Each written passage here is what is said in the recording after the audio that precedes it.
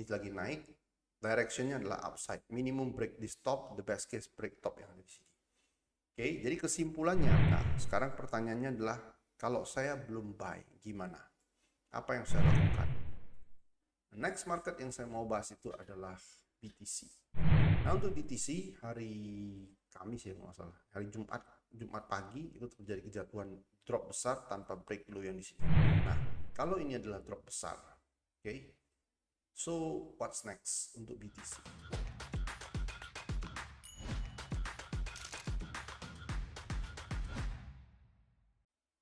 Hello, welcome back to the YouTube channel. Kita ketemu lagi di Weekly Market Outlook. Kali ini adalah untuk edisi tanggal 9 sampai dengan tanggal 13 Desember. Dan untuk minggu ini, saya akan mulai dari ekonomi kalender terlebih dahulu. Karena mengapa? Karena minggu ini kita punya banyak sekali, baik itu meeting ataupun rilis data ekonomi yang akan mempengaruhi volatilitas atau pergerakan di market. Kita akan mulai dari hari Selasa, itu ada Australian Dollar cash rate, di mana diperkirakan suku bunga itu bakal stay di 4,35%. Kalian bisa lihat di sini. Kemudian hari Rabu ya ada data dari US CPI. Kemudian malamnya 9.45 ya waktu Indonesia Barat di sini.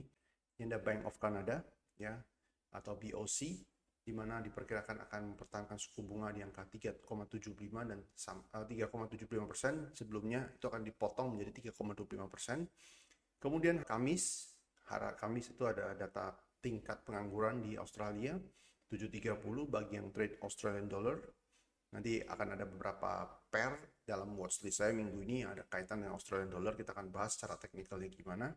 Kemudian dari Swiss juga ada, ya, diperkirakan dari 1% terjadi akan pemangkasan menjadi 0,75%. Lalu Kamis juga itu ada dari European Central Bank refinancing rate atau suku bunga Bank Sentral Eropa 3,4 menjadi 3,15, artinya pemangkasan 0,25% itu di expect atau diharapkan terjadi. Kemudian hari Kamis juga di minggu ini ada PPI dari US. Setelah CPI hari Rabu, maka berikutnya hari esoknya itu adalah PPI. Kemudian terakhir itu adalah Jumat ya jam 2 sore atau 2 siang dari Inggris GDP. Oke, di mana diperkirakan GDP naik dari 0,1% minus sebelumnya menjadi 0,1% plus. Oke, jadi itu adalah tanggal serta hari yang intinya di mana volatilitas itu akan langsung dimulai besok ya. Hari Selasa, Rabu, Kamis, dan terakhir itu adalah Jumat ya pukul 2 waktu Indonesia Barat yang ini. Oke, ya jadi kalian bisa tandai di mana hari, waktu serta timing kapan market mulai akan bergerak secara cepat. Next, kita langsung ke chart. Ya, seperti biasa, kita akan bahas dari chart emas terlebih dahulu. Nah, untuk chart emas di sini banyak sekali structure atau pattern line yang dimana saya gambar sebelumnya. Oke, saya akan hapus yang dimana kalian cuma perlu fokus kepada beberapa structure berikut ini.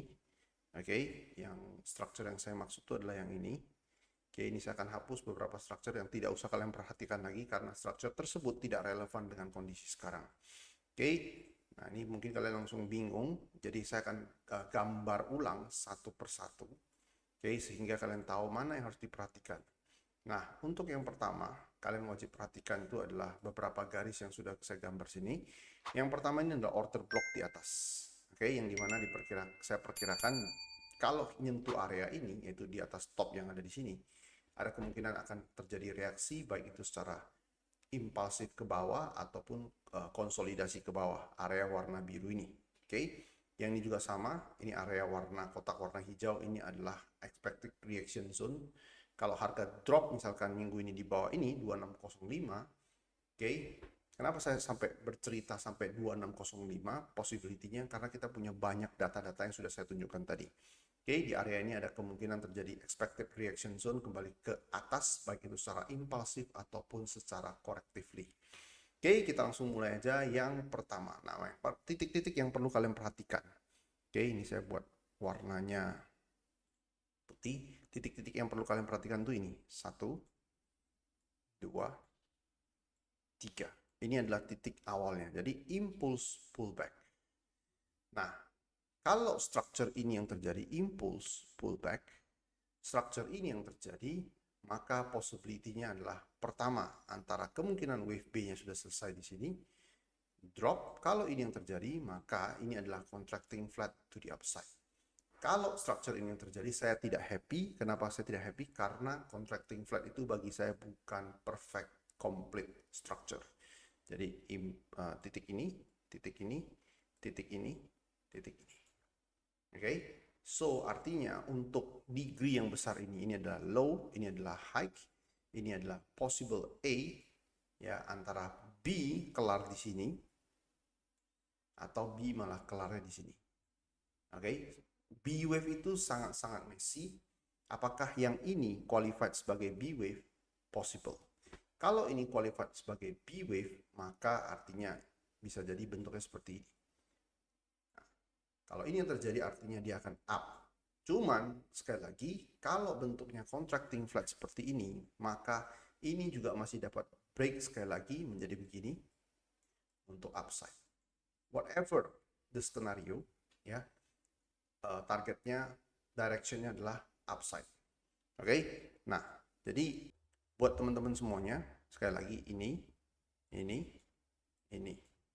Oke, itu tadi kalau B wave-nya kita anggap kelar di sini. Ya, nah sekarang kita anggap B wave-nya ini belum kelar. Oke, B wave-nya ini belum kelar. Kalau B wave-nya belum kelar, maka kita akan bedah dulu bagian ini. Oke, sekarang saya akan bedah ke bagian tersebut, di mana saya akan turun, kemungkinan kita turun ke time frame yang lebih kecil terlebih dahulu, yaitu di sini.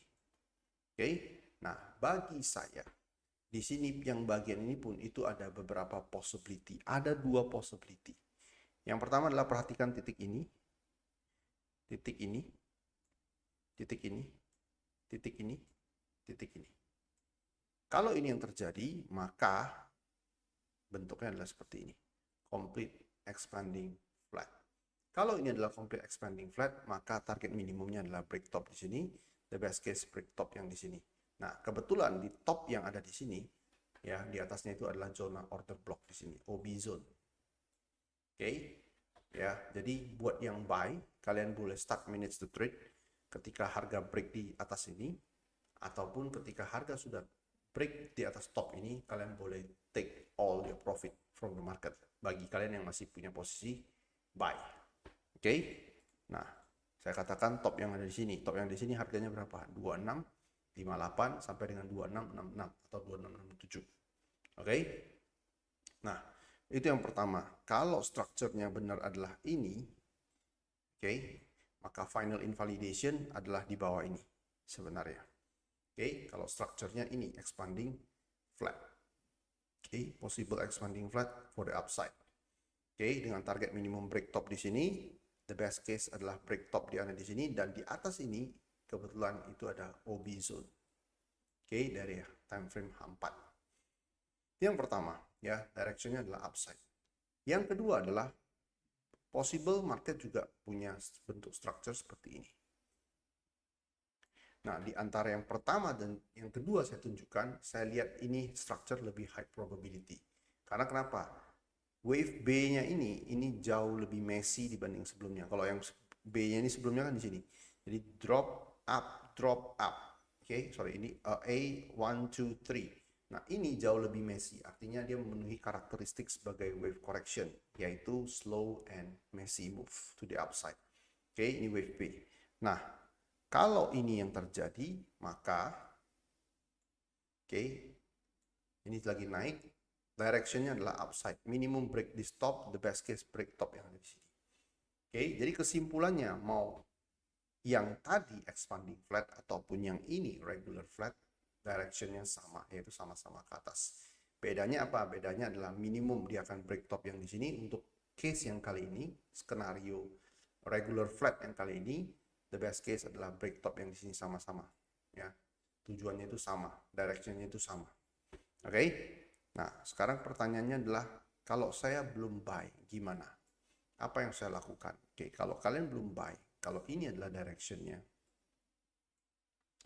maka perhatikanlah time frame ini, yang correction yang ada di sini, bagian yang ada di sini.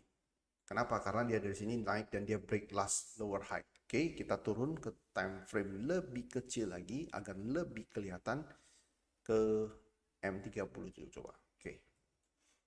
Nah, ini juga sudah ada directionnya menurut saya. Ya, dari sini ke atas. Nah, sekarang kalau dari sini ke atas, maka bentuknya adalah ini. Ini adalah apa? Running flat done. Oke. Nah, mau buy lagi bisa nggak? Bisa. Bukan nggak bisa, tapi jangan buy di sekarang. Yang kita lakukan adalah tunggu complete consolidation di sini. Oke, complete consolidation di sini without breaking this low. Oke, go up. Oke, kenapa low ini? Oke, ini adalah last higher low. Oke, you wait for complete consolidation. Karena kenapa? Ini adalah impulsive move to the upside. Jadi kalau market memang masih mau lanjut konfirmasi naik, adalah tunggu complete consolidation yang ada di sini. Nah, kalau misalkan harganya nggak ada consolidation, dia terus moving up to the upside, gimana? Kalau itu yang terjadi, maka saya akan biarkan. Saya nggak akan ambil transaksinya, saya akan biarkan. Oke, karena kalau dia tanpa consolidation atau konfirmasi dalam bentuk complete correction, itu artinya 50-50 chance. Oke, kalau dia naik ke atas, break the stop or break the stop, then I will see the reaction.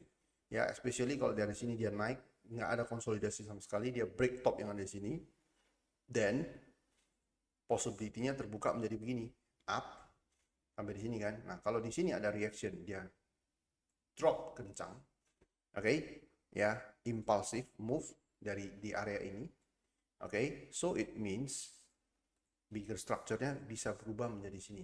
Gambaran besarnya tetap masih up.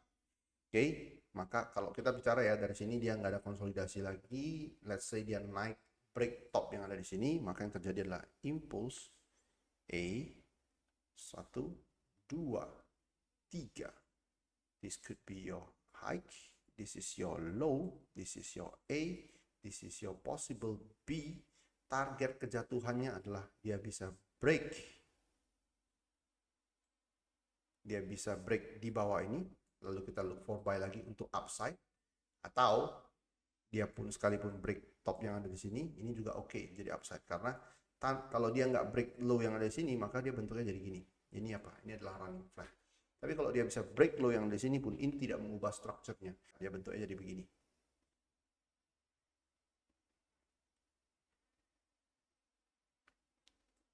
Up, A, 1, 2, 3, regular flat, bentuknya bigger regular flat to the upside.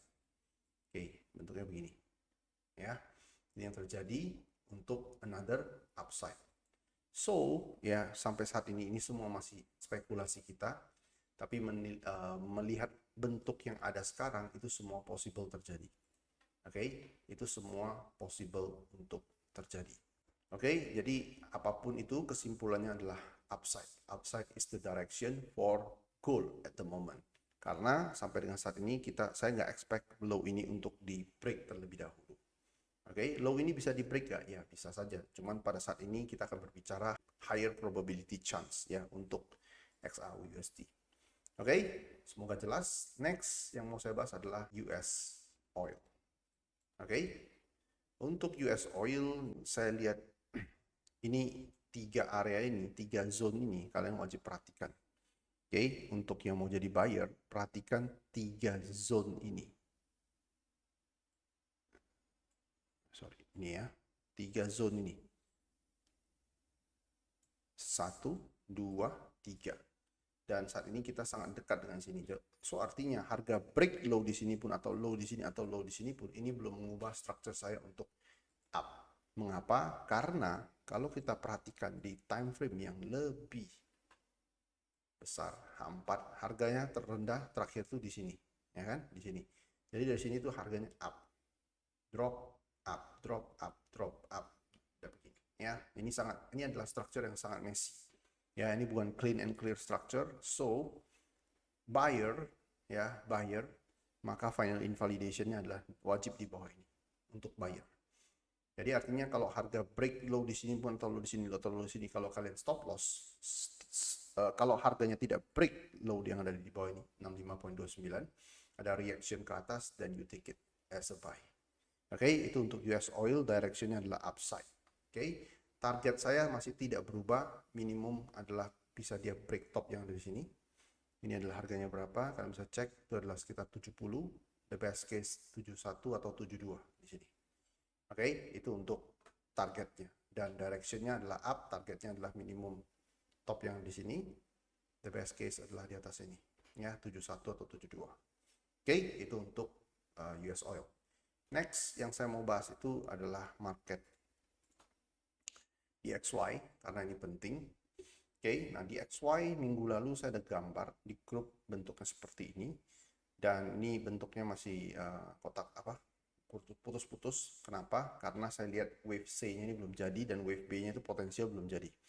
So pergerakan potensialnya adalah bentuk seperti ini, impulse A, lalu ini pelan-pelan turun, B ini sudah bentuk wave B. Nah, di sini saya katakan kemungkinan besar ini akan dia ambil dan ini akan diambil. Karena kenapa? Ini adalah identical high. Identical high ini means liquidity. Maka kalian lihat di sini saya ada tandai harga alert. Yang artinya adalah saya akan menjadi seorang seller di market DXY once harga break di atas dua top ini. Ketika harga break di atas dua top ini tanpa break top yang ada di sini lagi, bentuknya akan menjadi seperti ini. Ya, kalian bisa lihat minggu lalu itu saya katakan antara turun dulu baru naik. Jadi turun dulu artinya jadi expanding ya, artinya wave B-nya di bawah low daripada impulse.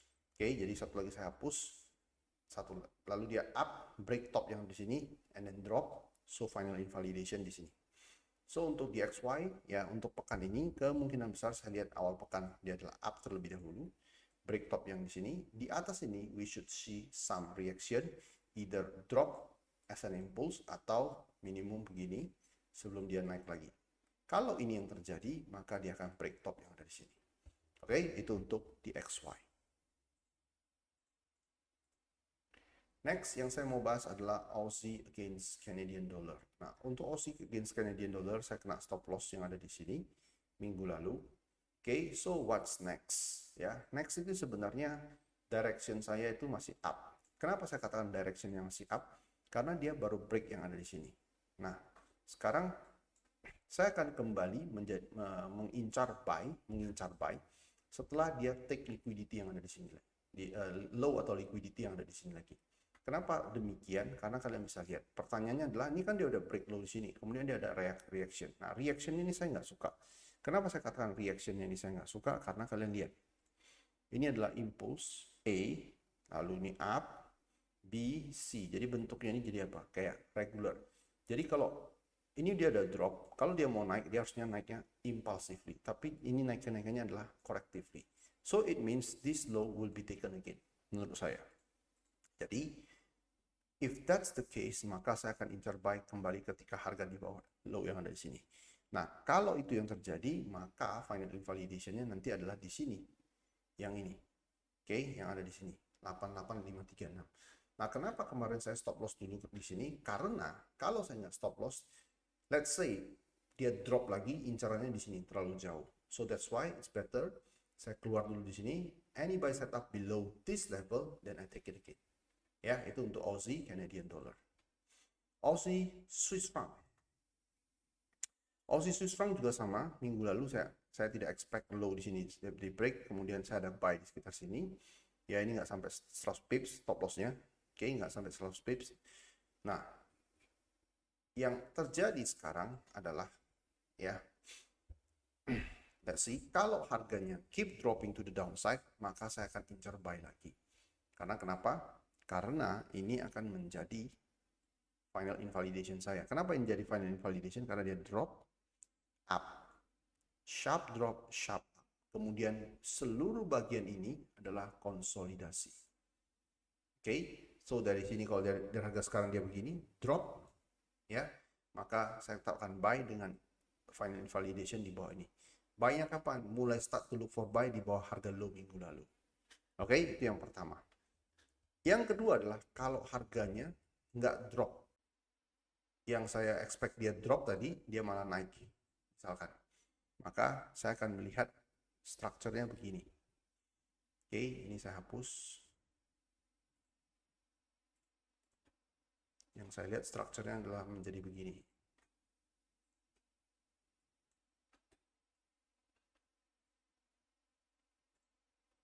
Drop, impulse, ini bentuknya begini, drop. Oke, ya, maka yang terjadi sebelumnya adalah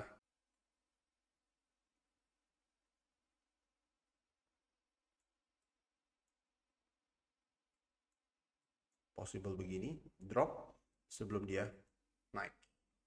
Oke, ini yang saya lihat. Jadi artinya kalau dari harga sekarang dia naik, oke, dia naik, maka dia akan turun lagi sebelum another up seperti ini.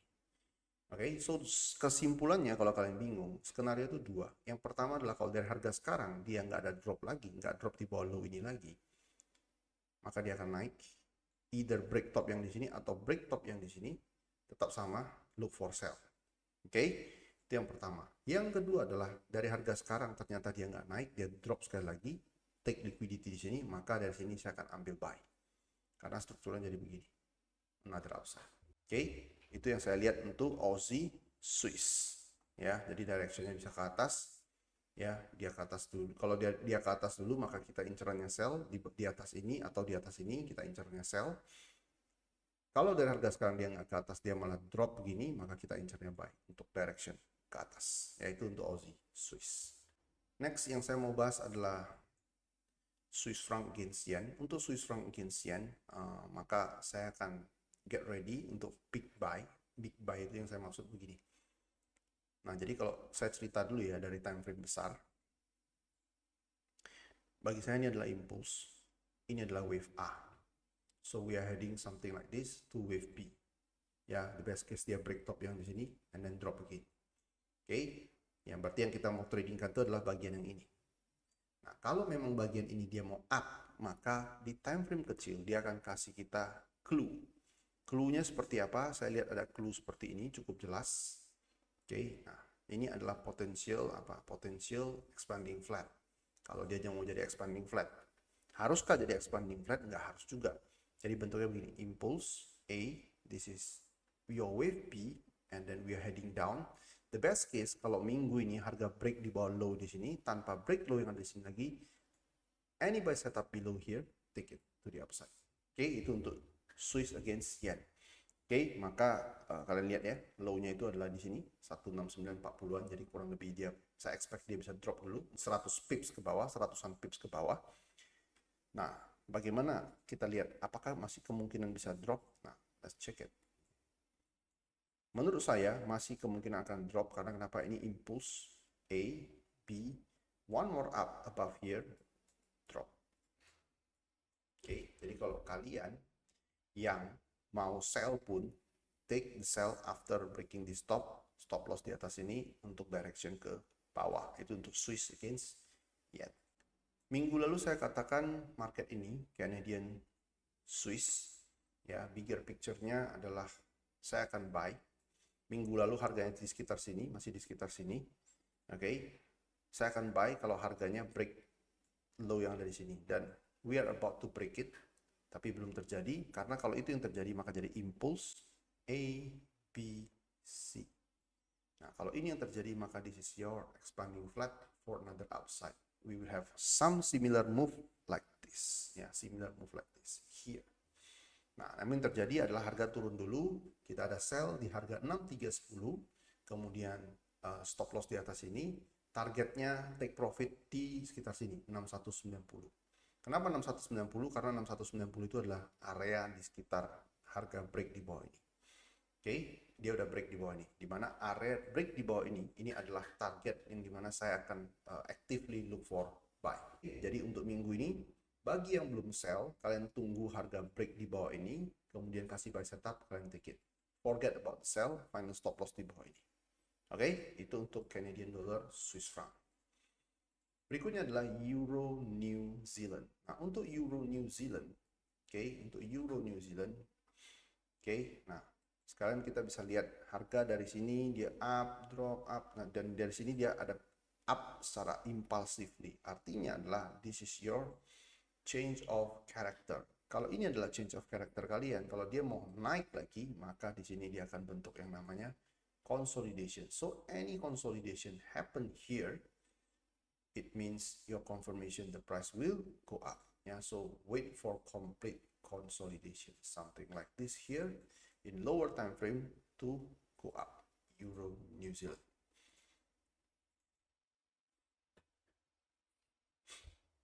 Next market yang saya mau bahas lagi itu adalah Euro Swiss franc.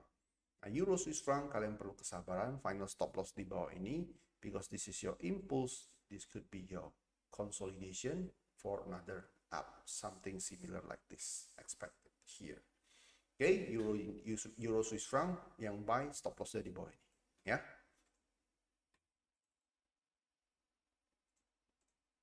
Market berikut yang saya mau bahas adalah Euro against Yen. Untuk Euro against Yen di live session minggu lalu, saya katakan ya ini adalah directionnya atau structure-nya untuk upside, direction to upside dengan structure ini. Oke. Nah, kita sekarang tinggal bedah yang ada di sini, bagian yang ada di sini. Bentuknya seperti apa? Oke, sekarang kita turun ke time frame misalkan lebih kecil. Ya, H1 deh. Oke. Nah, kalian bisa lihat di H1 ini. Ya, menurut saya ini adalah possible buy lagi. Oke. Oke, this is your impulse consolidation another upside. SL di bawah ini 155.15. Oke. Ya, kalian tinggal cari buy setup kalian, SL di bawah 155.15. Next market yang saya mau bahas lagi itu adalah GBP Canadian Dollar. Nah, GBP Canadian Dollar minggu lalu itu saya expect harga kalau bisa dari sini dia break ke bawah ini. Oke, by the time dia akan jadi expanding flat untuk another upside. Namun itu tidak terjadi, so untuk minggu ini karena dia udah terlanjur naik terlebih dahulu, maka start to look for your buy setup kalau harga ada break di bawah ini. Ya, jadi artinya jangan kalian pasang limit di bawah ini. Jadi up, A, B, something like this. Nah, kalau dia masih mau naik lagi, ketika dia udah break di bawah ini, dia akan kasih buy reaction di sini. Okay, after this buy reaction, take it to the upside. Continuation trend, pattern to the upside. Nah, kalau misalkan dia break low di bawah ini dan tidak ada buy setup sama sekali, keep dropping to the downside, just let it be. Ya, artinya dia masih mau bentuk waktu untuk konsolidasi lebih lama. Artinya harga akan break ke bawah lagi, jangan diambil buy-nya dulu. Oke. Okay? Next market yang saya mau bahas lagi itu adalah New Zealand Dollar against Yen. Nah, untuk New Zealand Dollar against Yen saya ada buy di sekitar 8880 dengan final stop loss adalah di bawah nih 8670-an, 8620-an. Oke, kenapa? Ya karena strukturnya ini saya lihat A, B, C. Nah, ini adalah apa? Ini adalah expanding flat for the upside. Jadi kalau dia naik, targetnya adalah minimum break top yang ada di sini, or best case di sini, 92 sampai dengan 93. Oke, itu untuk New Zealand Yen. Next adalah USD Yen. Untuk USD Yen, bigger structure-nya ini, saya katakan sebenarnya ini cukup tricky ya, market di sini. Oke, bigger structure-nya ini adalah expanding triangle, seperti ini. A, B, C, D, E, upside. Oke, nah, if that's the case, nah di sini saya ada buy ya 14980-an di sekitar harga sekarang. Nah, kenapa saya bisa buy? Karena ini. Kalian lihat, ini tadi yang bigger picture-nya itu adalah expanding triangle. Lalu dari sini dia break up this impulsively, this one impulsively. Setelah itu consolidation. This consolidation means another upside menurut saya. Oke, itu yang bisa saya lihat untuk USD Yen. Untuk buy, stop loss-nya di bawah ini. Oke, itu untuk USD Yen. Next market yang saya mau bahas itu adalah BTC. Nah, untuk BTC hari Kamis ya, nggak salah, hari Jumat pagi itu terjadi kejatuhan drop besar tanpa break low yang di sini. Nah, kalau ini adalah drop besar, oke. So, what's next untuk BTC? Ya, untuk BTC next yang bisa saya katakan adalah we can start to look for sell. Sebenarnya kenapa? Ini adalah drop A, B, C. Any sell any reaction, sell reaction di atas ini, take it dengan stop loss di atas ini. Itu yang pertama. Karena kenapa? Karena strukturnya akan jadi begini kalau itu yang terjadi. Drop A, B, C. Ya, jadi dari harga sekarang kalau dia ada naik lagi, break di atas stop ini, tanpa break di atas stop ini, maka bentuknya akan jadi begini. Oke. Impulse A, B, C. Ini jadi apa? Ini namanya adalah regular flat for the downside. Oke, for the downside. Ya. Nah, itu yang saya lihat untuk BTC. Atau kalaupun misalkan break di atas stop ini, look for a sell setup again. Ya, karena di harga sekarang buat BTC, buat saya BTC saya nggak secara risk reward itu nggak menarik lagi untuk posisi buy. Next market yang saya mau bahas lagi itu adalah FTSE. FTSE ini dari tanggal berapa ini? Dari tanggal awal pertengahan bulan lalu, 13 November kira-kira saya ada buy 8025. Saya akan settle semua di atas ini 8424, tepatnya 8450. Oke, sampai dengan sekarang saya masih hold posisi ini. Nah, jadi buat teman-teman yang misalkan yang belum ada buy, this is your last impulse. A, B, dan kalau di harganya bentuknya begini, drop di bawah ini. Minggu ini ada drop di bawah 8240 atau 50-an. Lalu kasih reaction to buy setup, kalian take it to the upside 8400 sampai dengan 8450 ya targetnya.